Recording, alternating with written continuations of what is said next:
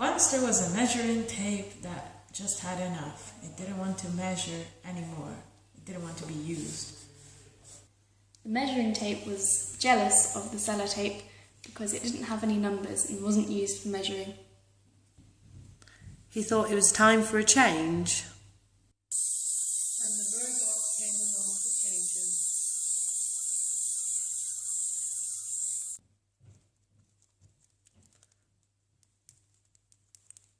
He started to dance, and before he knew it, The robot invited him for tea. And to his surprise, there was a cat in the teapot.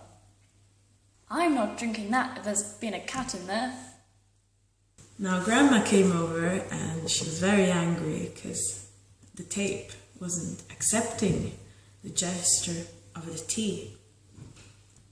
How dare you come into my house, and not drink my tea? but the grandmother happened to be a witch, and she cast a spell on the poor tape measure. And she sent him into a parallel universe.